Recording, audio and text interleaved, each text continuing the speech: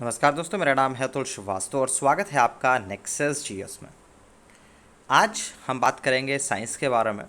Science का एक topic है श्वसन तंत्र। उससे रिलेटेड जो भी जानकारियाँ होंगी, जो भी चीज़ें होंगी, उन सभी के बारे में हम लोग जानेंगे और उससे क्या क्या क्वेश्चंस बन सकते हैं उनके बारे में हम लोग बात करेंगे। तो सबसे पहले तो आप नेक्सस जीएस का टेलीग्राम चैनल ज्वाइन कर लीजिए और ये हमारा ऑफिशियल टेलीग्राम चैनल है। ऑलमोस्ट आपका इसमें 25,000 के आसपास लोग हैं, तो इस चैनल को ज्वाइन कर लीजिए। और इसके अलावा अगर आपको हमारी पेड क्लासेस लेनी है तो जो हमारा व्हाट्सअप नंबर है 6390540001, कॉलिंग नंबर 7080540001, ये दो नंबर हैं नेक्सस जीएस के। और अभी रिसेंट में ही सचिन यादव जी का सिलेक्शन हुआ है, रैंक 14 आई है और डिप्टी कलेक्टर के तौर पर चयनित हुए हैं। तो ये एक दिन की मेहनत नहीं है, ऑलमोस्ट आपका जून 2016 से ही नेक्सस जीएस से सचिन यादव जी जुड़े हुए हैं। चलिए, तो ये रही आपकी बात जो क्लास का प्रोसेस है उसके बारे में। चलिए अब बात करते हैं क्लास के बारे में। चलिए, 16 जून 2021 साइंस की कॉपी निकाल लीजिएगा और शुरुआत करेंगे ट्राइग्लिसरॉइड से। तो ट्राइग्लिसरॉइड जो है शरीर में पाया जाने वाला वसा मतलब फैट का एक प्रकार है और हमारा शरीर जो है भोजन से प्राप्त अप्रयुक्त ऊर्जा को ट्राइग्लिसराइड में परिवर्तित कर देता है। ट्राइग्लिसराइड जो है वसा कोशिकाओं में संचित होता है। लिखिएगा, ट्राइग्लिसराइड, ट्राइग्लिसराइड, ट्राइग्लिसराइड शरीर में पाया जाने वाला, शरीर में पाया जाने वाला, शरीर में पाया जाने वाला वसा का एक प्रकार है। वसा का एक प्रकार है, वसा का एक प्रकार है। हमारा शरीर भोजन से प्राप्त, हमारा शरीर भोजन से प्राप्त, हमारा शरीर भोजन से प्राप्त अप्रयुक्त ऊर्जा को, अप्रयुक्त ऊर्जा को ट्राइग्लिसराइड में परिवर्तित कर देता है। ट्राइग्लिसराइड में परिवर्तित कर देता है। और ट्राइग्लिसराइड, ट्राइग्लिसराइड वसा कोशिकाओं में, वसा कोशिकाओं में संचित होता है, संचित होता है। नेक्स्ट है, अब बात करेंगे श्वसन तंत्र के बारे में। तो श्वसन तंत्र के अंतर्गत वे सभी अंग आते हैं जिनसे होकर वायु का आदान प्रदान होता है, जैसे नासिका हो गया जिसको नोज़ बोलते हैं, नाशमार्ग हो गया जिसको नेसल पैसेज बोलते हैं, ग्रसनी हो गया, लैरिक्स हो गया, या फिर स्वर तंत्र हो गया, ट्रैकिया, ब्रोंकाई, ब्रोंकोलियोस और फेफड़े, ये सारे के सारे हैं। तो मनुष्य के वक्ष गुहा में दो फेफड़े होते हैं जो फुफ्फुसा वर्णन या फिर प्लूरल मैम्ब्रेन द्वारा घिरे होते हैं। लिखने की आवश्यकता नहीं है। नेक्स्ट पॉइंट में लिखिएगा, स्तनधारियों में श्वसन, स्तनधारियों में श्वसन या फुफ्फुस या फेफड़े द्वारा होता है।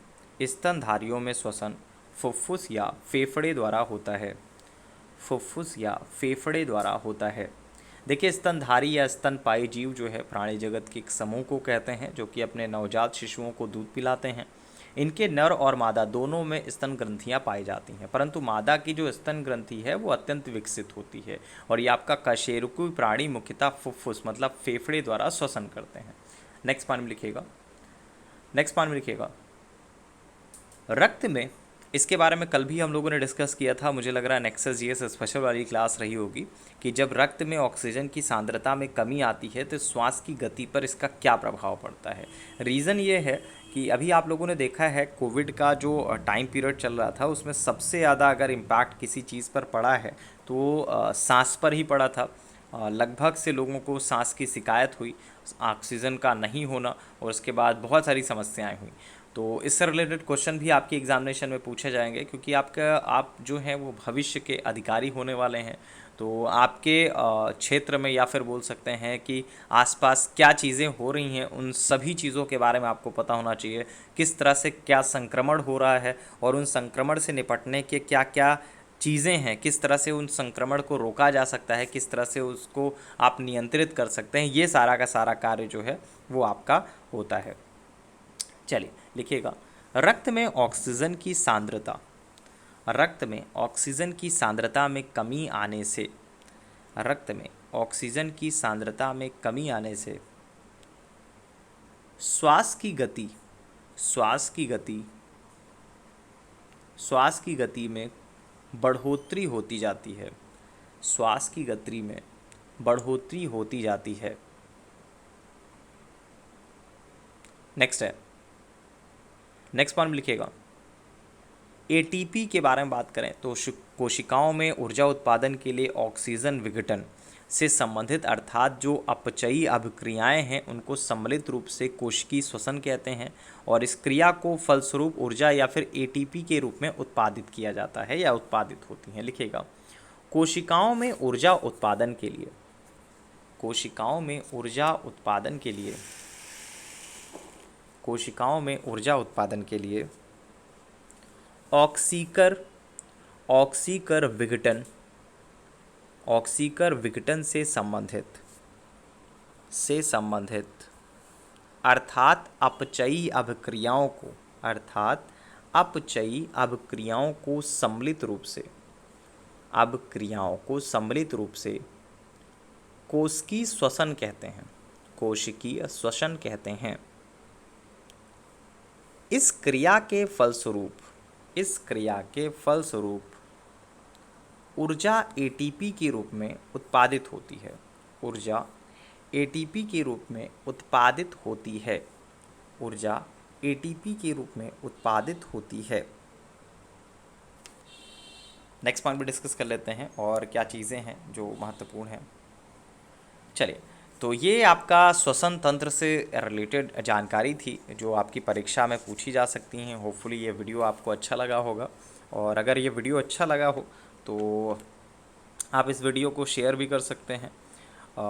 फ़िलहाल शेयर करें ना करें, आप नेक्सस जीएस का ये टेलीग्राम चैनल ज़रूर ज्वाइन कर लीजिए। यहाँ पे और भी इन्फॉर्मेशन जो है आपको मिलती रहेगी, चाहे वो क्लास से रिलेटेड हो या फिर आगे आने वाली जानकारियों से रिलेटेड हो। बहुत सारी इन्फॉर्मेशन जो है वो नेक्सस जीएस के टेलीग्राम चैनल पर डाल दी जाती है।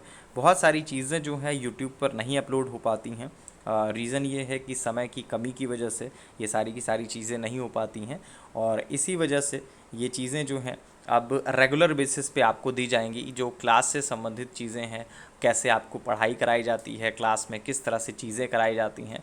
जैसा कि मैंने पहले भी बता रखा है कि एक टॉपिक से कितने क्वेश्चंस पूछे जा सकते हैं आपकी परीक्षा में, ये सबसे महत्वपूर्ण होता है आपको जानने के लिए। अगर आपको किसी भी एग्जामिनेशन को क्वालिफाई करना है, चाहे वो आपका यूपीपीसीएस प्रीलिम्स हो, चाहे वो समीक्षा अधिकारी का पेपर हो, तो आपको ये बात बहुत अच्छे से पता होना चाहिए एक टॉपिक से कितने क्वेश्चन और कितनी तरीके से पूछे जा सकते हैं, और कौन सा टॉपिक इस वर्ष के लिए हमारे लिए महत्वपूर्ण है।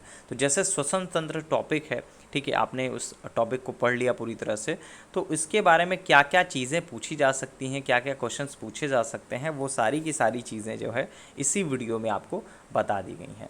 तो एक टॉपिक से कितने क्वेश्चन पूछे जा सकते हैं ये इंपॉर्टेंट होता है, ये आपको पता चल गया है कि श्वसन तंत्र से रिलेटेड जो है कितने क्वेश्चंस आपके एग्जामिनेशन में पूछे जा सकते हैं। चलिए, 15 जून 2021 के श्वसन तंत्र की क्लास के लिए इतना ही।